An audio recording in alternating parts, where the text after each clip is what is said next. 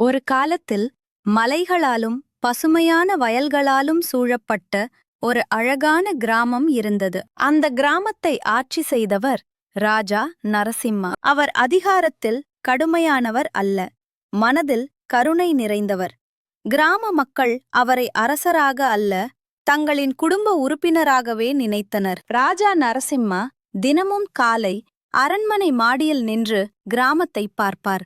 வயலில் வேலை செய்யும் விவசாயிகள், பள்ளிக்குச் செல்லும் குழந்தைகள், சந்தையில் வியாபாரம் செய்யும் மக்கள் அனைவரின் வாழ்வையும் கவனிப்பார். ஆனா ராஜாவுக்கு ஒரு பெரிய குறை இருந்தது. அவருக்கு நம்பிக்கையான ஆலோசகர் ஒருவரும் இல்லை. நான் என்னதான் நல்ல மனசோட ஆட்சி செய்தாலும் எல்லா முடிவுகளையும் என்னால தனியாக எடுக்க முடியாது. என்னங்க, காலையில இருந்து உங்களை தேடிக்கிட்டு இருக்க, ஆளே எழலையேன்னு பார்த்தா இங்க மரத்துக்கடியில உட்காந்து என்ன பண்ணிட்டு இருக்கீங்க?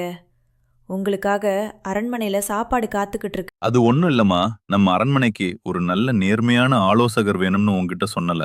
அதுதான் எப்படி தேர்ந்தெடுக்கிறதுன்னு சிந்திச்சுக்கிட்டு இருக்க. அட, இதுதான் உங்க பிரச்சனையா? நான் கூட என்னமோ ஏதோன்னு நினைச்சு பயந்துட்டேங்க. இந்த விஷயத்துக்கு நான் ஒரு நல்ல தீர்வு வச்சிருக்க, கவலைப்படமா இருங்க.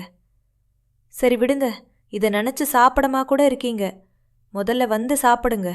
சாப்பிட்டதுக்கு பிறகு இதைய பத்தி பேசலாம். சரின்னு ராஜா நரசிம்மாவும் அவங்க மனைவி ஜான்சி ராணியும் ஒரு திட்டம் தீட்டுறாங்க. இந்த ஊர்லயே ரொம்ப திறமையான, புத்திசாலியான 4 பேரை தேர்ந்தெடுது. அவங்களுக்கு போட்டி வச்சு அதுல யாரு வெற்றி அடையுறாங்களோ அவங்கதான் இந்த அரண்மையோட ஆலோசகர் நனு முடிவு பண்றாங்க. ராஜா அந்த 4 பேரையும் பார்த்து அவங்க கிட்ட தனித்தனியா சொல்லணும்னு ரகசியமா, யாருக்கும் தெரியாம ஊருக்குள்ள போறாரு. டே மாரிமுத்து, நான் சொல்றத கேளு.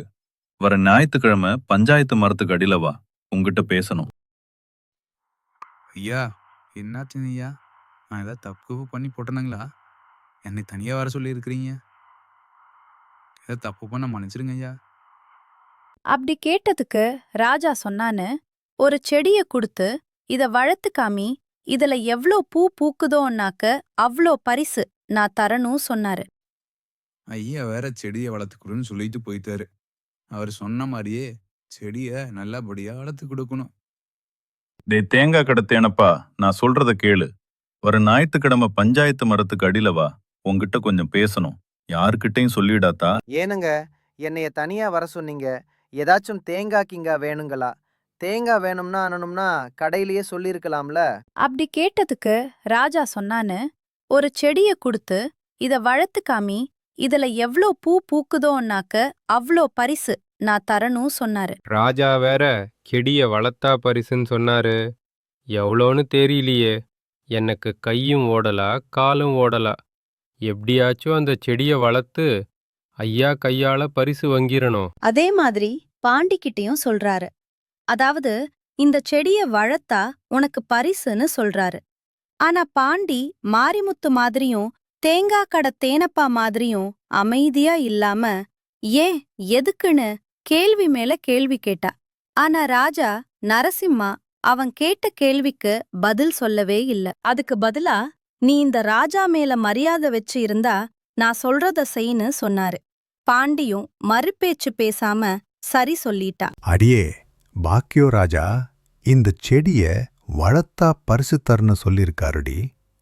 இன்னையிலிருந்து உன் மாமே கொடீஸ்வரன்டி. சிக்கிரோ ஷோத்த போடுடி என் பொண்டாட்டி. இந்த விஷயத்த மாரிமுத்து, தேங்காய் கடை தேனப்பா, பாண்டி, சுப்பையா ஆகிய 4 பேர்கிட்டையும் சொன்னாரு. இது மூலமா அவருக்கு நல்ல ஒரு ஆலோசகர் கிடைப்பாருன்னு நம்பினாரு. ஆனா ராஜா இந்த விஷயத்த ஊர்ல யார்கிட்டையும் சொல்லக்கூடாதுன்னு சொல்லிட்டாரு. அதனால இவங்க 4 பேரும் யார்கிட்டையும் சொல்லாம அவங்க வீட்ல வச்சு வளர்த்தாங்க. 4 பெரும் செடிக்கு உரம் போட்டு தண்ணி ஊத்தி நல்ல பாதுகாப்பா பாத்துக்கிட்டாங்க. ராஜா சொன்னதை கேட்டு எல்லாரும் சந்தோஷம் ஆயிட்டாங்க. அதே சமயம் ராஜா சொன்ன வாக்க காப்பாத்தணும்னு உறுதியா இருந்தாங்க. இவங்க 4 பேருமே ராஜா நம்ம கிட்ட மட்டும்தான் சொல்லியிருக்குரு, ராஜாவுக்கு நம்மளதான் பிடிக்கும்னு நினைச்சுக்கிட்டு இருக்காங்க. ஆனா ராஜா 4 பேர்கிட்ட சொன்ன விஷயம் யாருக்கும் தெரியாது. இந்த ஊரை பொறுத்த வரைக்கும் இவங்க 4 பேரு தான் திறமையானவங்க, அதோட புத்திசாலியும் கூட. அதனால ராஜா இவங்க 4 பேராயும் தேரருவு செஞ்சாரு. எவ்வளோ பூ பூத்திருக்குன்னு தெரியலையே. என்ன செடி இன்னும் பூக்கல, நல்லாதானே தண்ணி ஊதுனோம், உரம் போட்டோம், என்ன ஆச்சுன்னு தெரியலையே. இன்னும் கொஞ்ச நாள் தான் இருக்கு, ஏன் இன்னும் பூ பூக்கல? ஒருவேளை யாராச்சும் பறிச்சுட்டு போயிருப்பாங்களா? இல்லனா ஆடு மாடு ஏதாச்சும் சாப்பிட்டுருக்குமா? இந்த விஷயம் நம்மளை தவிர வேற யாருக்கும் தெரியாது. என்ன பண்றது? பாக்கியா குட்டி, இந்த செடி வேற வளரவே மாட்டேங்குது, என்னடி பண்றது? நம்ம வாழ்க்கை புள்ள இப்படிதான் கஷ்டப்படணுமா? உனக்கு என்ன நல்ல சாப்பிட்டு சாப்பிட்டு உருளைக்கிழங்கு மாதிரி இருக்க, நான் தான் கஷ்டப்படணும். இதே மாதிரி மாரிமுத்து வீட்டுளையும் பாண்டி வீட்டுளையும் சுப்பையா வீட்டுளையும் செடி வளரவே இல்ல. எல்லாரும் வருத்தத்துல இருந்தாங்க. அதே சமயம் குழப்பத்திலையும் இருந்தாங்க. ராஜா சொன்ன நாள் நெருங்க தொடங்கிருச்சு. ராஜாவை ஏமாற்றுவது சுலபம், ராஜாக்கு தெரியாம வேற பூச்செடியை வாங்கி விட்டுடலாம்.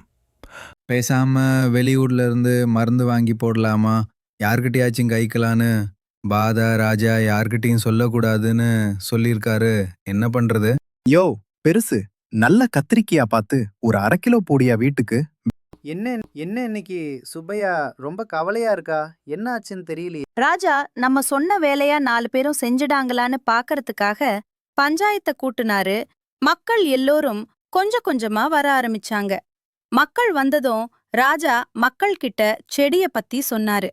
மக்கள் அனைவரும் அந்த 4 பேருக்காக காத்திருக்காங்க. மாரிமுத்து, பாண்டி, தேங்காய் கடை தேனப்பா, சுப்பையா, உங்க 4 பேராயும் எதுக்கு இங்க வர சொன்னேன்னு தெரியுமா? ஒரு நாள் உங்ககிட்ட ஒரு செடிய கொடுத்து அதை வளர்க்க சொன்னனே, அதுக்குதான். சரி பாண்டி, உன் செடியில எவ்வளவு பூ புதிருக்கு? ஐயா, நீங்க கொடுத்த செடியிலிருந்து எனக்கு 7 பூ கிடைச்சது ஐயா. இது நானே என் கையால தண்ணி ஊத்தி உரம் போட்டு வளர்த்த ஐயா. அதுவும் இல்லாம உங்களுக்கு நான் கடைசி வரைக்கும் உண்மையா இருப்ப ஐயா. சபாஷ், சரியான போட்டி. இதத்தான் நான் எதிர்பார்த்து தேங்காய் கடை தேனப்பா, உன்னோட முயற்சிக்கு பாராட்டுக்கள். அடுத்து சுப்பையா, உனக்கு எவ்வளவு பூ கிடைச்சது? ஐயா, எனக்கு 5 பூக்கள் மட்டும்தான் கிடைத்தது ஐயா. ஆனா 5 பூக்களுமே அருமையான நறுமணம் தரக்கூடிய பூக்கள் ஐயா. உங்களுக்கு எண்ணிக்கை முக்கியமா, இல்லை நறுமணம் தரும் பூக்கள் முக்கியமா? ஓ, அப்படியா விஷயம்? இருக்கட்டும் இருக்கட்டும். சுப்பையா, உன்னுடைய முயற்சியை நான் பார்த்துகிறேன். அடுத்து யாரு? பாண்டி, உனக்கு எவ்வளவு பூ கிடைச்சது மக்கள் முன் காமி பார்க்கலாம். ஐயா, எனக்கு மொத்தம் 6 பூ கிடைச்சது ஐயா. உனக்கு எவ்வளவு பூ கிடைச்சது மக்கள் முன் காமி பார்க்கலாம். ஐயா, என்ன மன்னிச்சிடுங்க ஐயா, நான் நல்லபடியா அதை வளர்த்த, ஆனா பூ பூக்கல ஐயா. உங்க நம்பிக்கையா நான் காப்பாத தவிர்த்த, எனக்கு ஆலோசகர் பதவி மேல எல்லாம் ஆசை இல்லையா. உங்க நம்பிக்கையா காப்பதனும் அவ்வளவுதான். காவலப்படாத நீ எவ்வளோ தண்ணி ஊத்துனாலும் அது பூக்காது. ஏன்னா அது பிளாஸ்டிக் செடி. இந்த ஒரு செயல்லையே தெரியுது நீ எவ்வளோ நேர்மையா இருக்கணும். நீ பதவிக்கு ஆஷாப்படலன்னு நீ சொல்லி தெரிஞ்சுக்கணும்னு அவசியம் இல்ல. மத்த 3 பேரும் பதவிக்காக பொய் சொன்னாங்க. ஆனா நம்ம மாரிமுத்து உண்மையா இருந்ததால அவனுக்கு பரிசோட சேர்த்து ஆலோசகர் பதவியும் கிடைச்சுது. மத்த 3 பேரும் மாரிமுத்து நினைச்சு பெருமைப்பட்டாங்க. நம்ம ஒரு செயலை செஞ்சா அதுக்கு பலன் கிடைக்குதா இல்லையான்னு பார்க்க கூடாது. நம்ம செய்யற வேலைக்கு நேர்மையாவும் உண்மையாவும் இருந்தா போதும். பேரும் புகழும் பலனும் ஒழுக்கமும் கண்டிப்பா நமக்கு கிடைக்கும்.